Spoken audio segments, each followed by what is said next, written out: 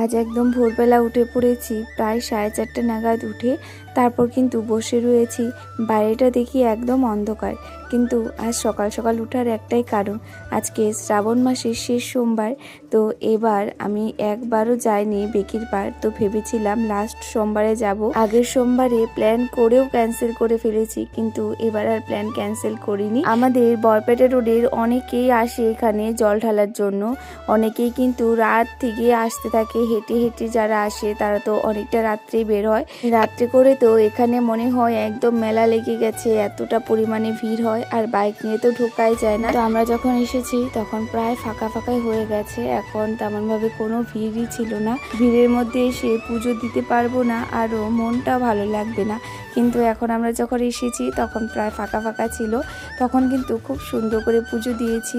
এই পুজোটা দেওয়ার জন্যই কিন্তু মনটা আরো বেশি ভালো লাগছিল। আজ আমি প্রথমবার বরের সঙ্গে কিন্তু বলে বমি এসেছি, আগে আমি কখনোই আসিনি, আর জলও তেমনভাবে দুজনে একসঙ্গে ঢালাই হয়নি এভাবে। আজ আমরা প্রথমবারই জল ঢালছি, বাবা ভোলেনাথের কাছে গিয়েছি, দুজনে একসঙ্গে সব কিছু করছি। ভীষণ ভালো লেগেছে, এই দিনটা আমার জন্য খুব স্পেশালই ছিল, কারণ প্রথমবার যেহেতু হচ্ছে সেই জন্য।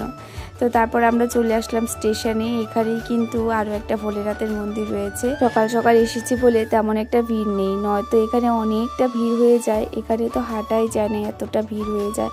তো একটু পরেই সকলে চলে আসবে। যাই হোক, সুন্দর করে আমরা পরিক্রমা করে তারপরে মন ভরে পুজো দিয়ে আমরা বেরিয়ে পড়েছিলাম। বলে নাকি নন্দী মহারাজের কাছে কিছু মন থেকে চাইলে সেটা নাকি ভোলে বাবার কানে যায়। তো সেই জন্য ভাবলাম আজ আমিও নন্দী মহারাজের কানে আমার নিজের মনের ইচ্ছেগুলো বলে দিই, দেখি ভোলে বাবা কিছু শুনতে পায় কিনা। আর জানি না এটা সত্যি না মিথ্যে, কিন্তু জানি যেটা আমাদের কপালে রয়েছে সেটা আমরা পাবোই, আর যেটা নেই সেটা তো আমরা কখনো পাবো না। তো যাই হোক, তাও একটু চেষ্টা করলাম। তারপর আমরাও বাড়িতে চলে এসেছি, আর এসে তারপর আমাদের বাড়ির ভোলেনাথকেও পুজো দিয়ে নিলাম। আজ মন ভরে ঠাকুরের কাছে একটা কথাই চেলাম, শুধু যেন সবাইকে ভালো রাখে, আর আমরা দুজন যাতে সারাটা জীবন একসঙ্গে ভালোভাবে থাকতে পারি, এটাই ভগবানের কাছে আজকে বলার হলো। তো আজ এক বড় টেনশন মাথায় নিয়ে তারপর কিন্তু আমরা গিয়েছিলাম। আর একটা বড় টেনশনের কারণটা হলো আমার মাম্মাম, যেহেতু মাম্মামকে নিয়ে যায়নি, আর একটা কথাই শুধু ভাবছিলাম যে উঠে না পড়ুক,